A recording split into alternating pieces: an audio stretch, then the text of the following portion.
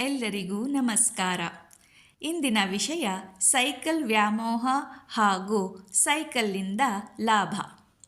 Cycle ಎಂದರೆ ಯಾರಿಗೆ ಇಷ್ಟ ಇಲ್ಲ ಹೇಳಿ? ನಮ್ಮ ಬಾಲ್ಯದಲ್ಲಿ ಎಲ್ಲರೂ ಸೈಕಲಿನ ಸವಾರಿಯ ಆನಂದವನ್ನು ಅನುಭವಿಸಿದ್ದೇವೆ. ಆದರೆ ಬೇಸರದ ವಿಷಯವೇನೆಂದರೆ ಇಂದು ಭಾರತದಲ್ಲಿ ಸೈಕಲ್ ನಶಿಸಿ ಹೋಗುತ್ತಿದೆ. ಇದಕ್ಕೆ ಕಾರಣ ಹುಡುಕುವ ಮುನ್ನ ಸೈಕಲ್ನ ಕಂಡುಹಿಡಿದವರ್ಯಾರು ಹಾಗೂ ಯಾವ ಸಮಯದಲ್ಲಿ ಸೈಕಲ್ ಭಾರತಕ್ಕೆ ಪರಿಚಯವಾಯಿತು ಎಂಬ ವಿಷಯದ ಬಗ್ಗೆ ಹೆಸರಾಂತ ಸಾಹಿತಿಗಳಾದ ಶ್ರೀ ಬನವಾರ ಶಿವಕುಮಾರ್ ಅವರು ತಮ್ಮ ಲೇಖನದಲ್ಲಿ ಸಂಕ್ಷಿಪ್ತವಾಗಿ ವಿವರಿಸಿದ್ದಾರೆ. ಅವರ ಪ್ರೋತ್ಸಾಹದಿಂದ ಅವರು ತಿಳಿಸಿದ ಸೈಕಲ್ ಬಗ್ಗೆ ಎಲ್ಲ ಮಾಹಿತಿಯನ್ನು ನಾನು ನಿಮ್ಮೆಲ್ಲರ ಮುಂದೆ ಇಡುತ್ತಿದ್ದೇನೆ. 1817 ಇಸವಿಯಲ್ಲಿ ಜರ್ಮನಿಯ ಬಾರೋನ್ ಕಾರ್ಲ್ ವಾನ್ ಡ್ರೇಯಿಸ್ ಎಂಬಾತ ಕಟ್ಟಿಗೆಯಿಂದ ತಯಾರಿಸಿದ ಒಂದು ನಡೆದಾಡುವ ಯಂತ್ರವನ್ನು ಸಿದ್ಧಪಡಿಸಿದನು. ಅದಕ್ಕೆ ಒಂದೇ ಗಾತ್ರದ 2 ಚಕ್ರ, ಸೀಟು ಮತ್ತು ಹ್ಯಾಂಡಲ್ಗಳನ್ನು ಅಳವಡಿಸಿದನು. ನೋಡುವುದಕ್ಕೆ ಅದೊಂದು ಮಕ್ಕಳ ಆಟಿಕೆಯಂತೆ ಕಾಣಿಸುತ್ತಿತ್ತು. ವಾನ್ ಡ್ರೇಸ್ ತನ್ನ ತೋಟವನ್ನು ಸುತ್ತಾಡಲು ಇದನ್ನು ಉಪಯೋಗಿಸುತ್ತಿದ್ದನು. ಈ ಯಂತ್ರಕ್ಕೆ ಡ್ರೇಸಿನ್ ಅಥವಾ ಹಾರುವ ಕುದುರೆ ಎಂದು ನಾಮಕರಣವನ್ನು ಮಾಡಿದರು. 1865 ಹೊತ್ತಿಗೆ ಈ ಯಂತ್ರವು ಸುಧಾರಣೆಯಾಗಿ ಪೆಡಲ್ ಮೂಲಕ ಇನ್ನೂ ವೇಗಗತಿಯನ್ನು ಪಡೆಯಿತು. 1870ರಲ್ಲಿ ಬೈಸಿಕಲ್ ಲೋಹದ ಆಕಾರವನ್ನು ಪಡೆಯಿತು. ಇದಕ್ಕೆ ಕಡ್ಡಿ, ಚಕ್ರ, ಟ್ಯೂಬು, ಟೈರ್ ಎಲ್ಲವನ್ನೂ ಜೋಡಿಸಲಾಯಿತು. 1880ರಲ್ಲಿ ಬೈಸಿಕಲ್ ಎಂಬ ಪದವನ್ನು ಫ್ರೆಂಚರು ಬಳಸಿದರು. ನಿಧಾನವಾಗಿ ಯುರೋಪ್ ಹಾಗೂ ಅಮೆರಿಕ ದೇಶಗಳಲ್ಲಿ ಯುವಕರು ಸೈಕಲ್ಗಳನ್ನು ಬಳಸತೊಡಗಿದರು. ಸೈಕಲ್ಗಳು ಆಧುನೀಕರಣಗೊಂಡ ಮೇಲೆ ಮಹಿಳೆಯರೂ ಕೂಡ ಸೈಕಲ್ ಬಳಸತೊಡಗಿದರು. ಜನರಿಗೆ ಮಾರುಕಟ್ಟೆ, ಕಾಲೇಜು, ಕಚೇರಿಗಳಿಗೆ ಹೋಗಲು ಸೈಕಲ್ನಿಂದ ಬಹಳ ಸಹಾಯವಾಯಿತು. ಮಹಿಳೆಯರ ಮಹಿಳಾ ಸ್ವಾತಂತ್ರ್ಯ, ಸಮಾನತೆ, ಸಬಲೀಕರಣಗಳ ಹೋರಾಟಗಳು ಸೈಕಲ್ ಮೂಲಕವೇ ಆದದ್ದು ಒಂದು ಇತಿಹಾಸ. ವಿಮಾನವನ್ನು ಕಂಡುಹಿಡಿದ ರೈಟ್ ಸಹೋದರರೂ ಕೂಡ ವಿಮಾನ ಕಟ್ಟಲು ಬಳಸಿದ್ದು ತಮ್ಮ ಸೈಕಲ್ ಶಾಪ್ ಎಂದು ತಿಳಿಸಿದ್ದಾರೆ. ಸುಮಾರು 18ನೇ ಶತಮಾನದಲ್ಲಿ ಯುರೋಪ್ ಖಂಡದಲ್ಲಿ ಮೊದಲು ಬಳಕೆಗೆ ಬಂದ ಸೈಕಲ್ಗಳು 19-20ನೇ ಶತಮಾನದಲ್ಲಿ ಪ್ರಸಿದ್ಧಿಯನ್ನು ಪಡೆಯಿತು. ಹೀಗೆ ಚರಿತ್ರೆಯಲ್ಲಿ ಬೈಸಿಕಲ್ಗಳು ಹೊಸ ಬದಲಾವಣೆಯನ್ನು ಸೃಷ್ಟಿಸಿತು. ಸೈಕಲ್ಗಳು ಪಾಶ್ಚಿಮಾತ್ಯ ದೇಶಗಳಲ್ಲಿ ಆವಿಷ್ಕಾರಗೊಂಡಿದ್ದರೂ ಅವು ಪೂರ್ವ ಜಗತ್ತಿನ ಚೀನಾದಂಥ ದೇಶದಲ್ಲಿ ಜನಪ್ರಿಯತೆಯನ್ನು ಗಳಿಸಿದ್ದು ಒಂದು ಜಾಗತಿಕ ದಾಖಲೆ. ಇಂತಹ ಸರಳ ವಾಹನ ಸೈಕಲ್ ನೆನಪಾದರೆ ತಕ್ಷಣ ನಮ್ಮ ಕಣ್ಣ ಮುಂದೆ ಬರುವುದು ಚೀನಾ ದೇಶ. 1860ರಲ್ಲಿ ಫ್ರಾನ್ಸ್ ದೇಶದ ವರ್ತಕ ಬಿಂಚುನ್ ಎಂಬಾತ ಚೀನಾ ದೇಶದ ಶಾಂಘೈಗೆ ಬಂದಿದ್ದ. ಮೊದಲ ಬಾರಿಗೆ ಅವರು ಶಾಂಘೈನ ಬೀದಿಯಲ್ಲಿ ಸೈಕಲ್ಲೇರಿ ಹೊರಟಾಗ ಎಲ್ಲರಿಗೂ ಆ ಸೈಕಲ್ನ ನೋಡಿ ಆಶ್ಚರ್ಯವಾಯಿತು. ಅದುವರೆಗೂ ಯಾರೂ ನೋಡದಂತಹ ವಾಹನವನ್ನು ನೋಡಿದ ಅಲ್ಲಿನ ಜನರಿಗೆ ತಾವೂ ಕೂಡ ಸೈಕಲ್ ತುಳಿಯುವ ಆಸೆ ಹುಟ್ಟಿತು. ಕೂಡಲೇ ಫ್ರಾನ್ಸ್ನಿಂದ ಸೈಕಲ್ಗಳನ್ನು ಆಮದು ಮಾಡಿಕೊಂಡರು. ಸೈಕಲ್ ತುಳಿಯುವುದರಿಂದ ಬೆವರು ಕಿತ್ತು ಬರುತ್ತಿದ್ದ ಕಾರಣ ಮೊದಲಿಗೆ ಸೈಕಲ್ ಬಗ್ಗೆ ತೃಪ್ತಿ ಸಿಗಲಿಲ್ಲ. ವಿದೇಶಕ್ಕೆ ಹೋಗಿ ಬಂದ ಹುಡುಗರು ಮಾತ್ರ ಸೈಕಲ್ ಸವಾರಿಗೆ ಮುಂದಾದರು. ವಿಶೇಷವಾಗಿ ಶಾಂಘೈ ಬಂದರಿನಲ್ಲಿ ಕೆಲಸ ಮಾಡುತ್ತಿದ್ದ ಲೈಂಗಿಕ ಕಾರ್ಯಕರ್ತರು, ಸಿಂಗ್ ಸಾಂಗ್ ಗರ್ಲ್ಸ್ ರವರು ಕೈ ತುಂಬ ಸಂಬಳವನ್ನು ಪಡೆಯುತ್ತಿದ್ದರು. ಇವರು ಸೈಕಲ್ ಸವಾರಿಯಲ್ಲಿ ಆಸಕ್ತಿಯನ್ನು ತೋರಿದರು. ಹೀಗೆ ನಿಧಾನವಾಗಿ ಚೀನೀಯರಲ್ಲಿ ಸೈಕಲ್ ವ್ಯಾಮೋಹ ಬೆಳೆಯಿತು. 1920ರಲ್ಲಿ ಚೀನಾ ದೇಶದ ಎಲ್ಲ ಸರಕಾರಿ ಕಚೇರಿಗಳು ಸರಕಾರದ ಹೊಸ ಆದೇಶದಂತೆ ವಾರದಲ್ಲಿ 6 ದಿನ ಕೆಲಸ ಮಾಡತೊಡಗಿದವು. ಅಲ್ಲಿಯ ಕಾರ್ಮಿಕರು ತಮ್ಮ ರಜೆಯ ದಿನಗಳಲ್ಲಿ ಸೈಕಲ್ಗಳನ್ನು ಖರೀದಿಸಿ ನಗರ ಸುತ್ತಲು ಉತ್ಸಾಹ ತೋರಿದರು. ಪ್ರತಿ ಸೈಕಲ್ ಸವಾರರು ಕಡ್ಡಾಯವಾಗಿ ಹೆಲ್ಮೆಟ್ ಧರಿಸುತ್ತಿದ್ದರು. ಕಾರುಗಳಂತೆ ಸೈಕಲ್ಗಳ ವೇಗವು ಗಂಟೆಗೆ 20 ಕಿಲೋಮೀಟರ್ ಮಾತ್ರ. ಸೈಕಲ್ಗಳಿಗಾಗಿಯೇ ಪ್ರತ್ಯೇಕ ಪಾರ್ಕಿಂಗ್ ವ್ಯವಸ್ಥೆ ಇರುತ್ತದೆ. ಅಲ್ಲಿ ಸೈಕಲ್ ಕಳ್ಳತನ ಆಗುವುದೇ ಇಲ್ಲ.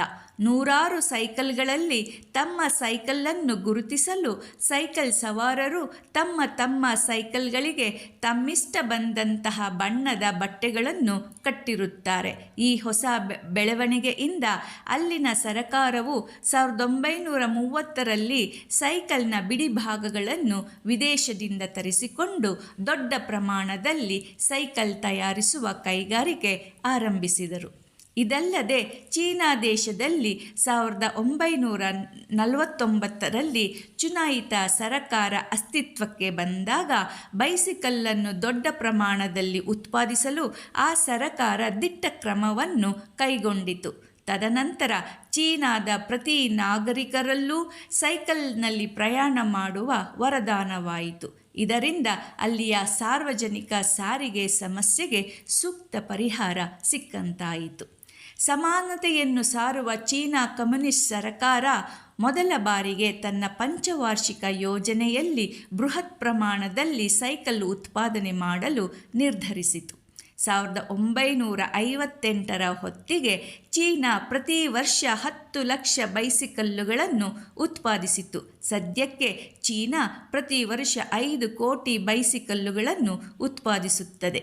ಚೀನೀಯರಿಗೆ ಸೈಕಲ್ ಎಂದರೆ ಪಂಚಪ್ರಾಣ. ಪ್ರತಿಷ್ಠೆ, ಶ್ರೀಮಂತಿಕೆ, ಅಧಿಕಾರ ಮದಗಳನ್ನು ಮರೆತು ಎಲ್ಲರೂ ಅಲ್ಲಿ ಸೈಕಲ್ ತುಳಿಯುತ್ತಾರೆ. ರಸ್ತೆ ಹೆದ್ದಾರಿಗಳಲ್ಲಿ ಕಾರುಗಳನ್ನು ನೋಡಬಹುದು, ಜೊತೆಗೆ ಸೈಕಲ್ಗಳನ್ನೂ ನಾವು ನೋಡಬಹುದಾಗಿದೆ. 2008ರಲ್ಲಿ ಬೀಜಿಂಗ್ನಲ್ಲಿ ಒಲಿಂಪಿಕ್ ಕ್ರೀಡೆಗಳು ನಡೆದವು. ಇಡೀ ಜಗತ್ತಿಗೆ ಸೈಕಲ್ನ ಮಹತ್ವ ತಿಳಿಸಲು ಸೈಕಲ್ ಬಳಸಿ ಮಾಲಿನ್ಯ ಅಳಿಸಿ ಎಂಬ ಘೋಷವಾಕ್ಯವನ್ನು ಬೀದಿ ಬೀದಿಗಳಲ್ಲಿ ಬಿತ್ತರಿಸಿದ್ದರು. ಇದಲ್ಲದೆ ಒಲಿಂಪಿಕ್ ಕ್ರೀಡೆಗಳಲ್ಲಿ ಅತಿ ಹೆಚ್ಚು ಪದಕಗಳು ಪಡೆದದಕ್ಕೆ ಕಾರಣ ಕೇಳಿದಾಗ ಸೈಕಲ್ ತುಳಿಯುವುದರಿಂದ ದೇಹದ ಆರೋಗ್ಯ ಹೆಚ್ಚುತ್ತದೆ ಹಾಗೂ ದೇಹದ ಕೊಬ್ಬು ಕರಗಿ ದೇಹ ಹಗುರವಾಗಿರುತ್ತದೆ. ಈ ಕಾರಣದಿಂದ ನಾವು ಹೆಚ್ಚು ಪದಕಗಳನ್ನು ಪಡೆದೆವು ಎಂದು ಚೀನೀಯರು ಉತ್ತರಿಸಿದರಂತೆ. ಜಗತ್ತಿನಲ್ಲಿಯೇ ಅತ್ಯಧಿಕ ಬೈಸಿಕಲ್ಲುಗಳನ್ನು ಉತ್ಪಾದಿಸುವ ಹಾಗೂ ಬಳಸುವ ಏಕೈಕ ರಾಷ್ಟ್ರವಾದ ಚೀನಾ ದೇಶದಿಂದ ಕನಿಷ್ಠ 100 ದೇಶಗಳು ಬೈಸಿಕಲ್ಲುಗಳನ್ನು ಆಮದು ಮಾಡಿಕೊಳ್ಳುತ್ತಿವೆ. ಇದರಿಂದ ಚೀನಾ ದೇಶದ ಬೊಕ್ಕಸಕ್ಕೂ ಅತೀವ ಲಾಭ ದೊರಕುತ್ತಿದೆ. ಪ್ರಪಂಚದಲ್ಲಿ ಎದುರಾಗುತ್ತಿರುವ ಇಂಧನ ಸಮಸ್ಯೆ ಹಾಗೂ ಆರೋಗ್ಯದ ಸಮಸ್ಯೆಗಳು ಎಲ್ಲರನ್ನೂ ಕಾಡುತ್ತಿವೆ. England, Netherland, Germany, France, America, ಸಂಯುಕ್ತ ಸಂಸ್ಥಾನಗಳು ತಮ್ಮ ಶ್ರೀಮಂತಿಕೆಯನ್ನು ಮರೆತು ಕಾರುಗಳ ವ್ಯಾಮೋಹದಿಂದ ದೂರ ಸರಿಯುತ್ತಿದ್ದಾರೆ. ಕಂಪನಿಯ ಮಾಲೀಕನಾಗಲಿ ಅಥವಾ ಸಾಮಾನ್ಯ ಕಾರ್ಮಿಕನಾಗಲಿ ಸೈಕಲ್ ಬಳಕೆಯ ಲಾಭವನ್ನು ಅರಿತು ಇಂಧನ ಉಳಿಸಲು, ವಾಯು ಮಾಲಿನ್ಯ ಅಳಿಸಲು, ಪರಿಸರದ ರಕ್ಷಣೆಯ ಉದ್ದೇಶದಿಂದ ಹಾಗೂ ವ್ಯಾಯಾಮದ ದೃಷ್ಟಿಯಿಂದ ಸೈಕಲ್ಗಳನ್ನು ಬಳಸುತ್ತಿದ್ದಾರೆ. ಪ್ರತಿ ಸೈಕಲಿನ ಮುಂದಿನ ಹಿಡಿಕೆ ಮತ್ತು ಹಿಂದಿನ ಕ್ಯಾರಿಯರ್ಗೆ ಬುಟ್ಟಿಗಳನ್ನು ಅಳವಡಿಸಿರುತ್ತಾರೆ. ಆ ಬುಟ್ಟಿಗಳಲ್ಲಿ ಹಣ್ಣು, ತರಕಾರಿ, ಹೂ ಇತ್ಯಾದಿ ಸಾಮಾನುಗಳನ್ನು ಹೇರಿಕೊಂಡು ಒಂದು ಜಾಗದಿಂದ ಮತ್ತೊಂದು ಜಾಗಕ್ಕೆ ಸಾಗಿಸಲು ಸೈಕಲ್ನ ಬಳಕೆ ಮಾಡುತ್ತಾರೆ.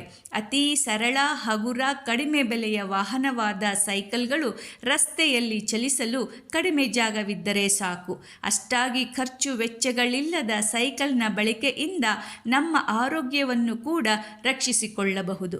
ಪೆಟ್ರೋಲ್ ಖರ್ಚಿಲ್ಲದ ಸೈಕಲ್ ಸವಾರಿ ಶಬ್ದ ಮಾಲಿನ್ಯ, ವಾಯು ಮಾಲಿನ್ಯಗಳನ್ನು ತಡೆಯುತ್ತದೆ. ಮುಂದಿನ ಭೂಶೃಂಗ ಸಭೆಯಲ್ಲಿಯೂ ಜಗತ್ತಿನ ಜನನಾಯಕರು, ಪರಿಸರ ತಜ್ಞರು ತಮ್ಮ ಕಾರುಗಳನ್ನು ತ್ಯಜಿಸಿ ಸೈಕಲ್ಗಳನ್ನು ಹತ್ತಿ ಬರುವ ದಿನಗಳು ಬಹುದೂರವಿಲ್ಲ. ಆದರೆ ನಮ್ಮ ಭಾರತ ದೇಶದಲ್ಲಿ ಬೈಸಿಕಲ್ಗಳು ಕಾಲೋನಿಯಲ್ ಇತಿಹಾಸದ ಸಮಯದಲ್ಲಿ ಪರಿಚಯಿಸಲ್ಪಟ್ಟಿತು.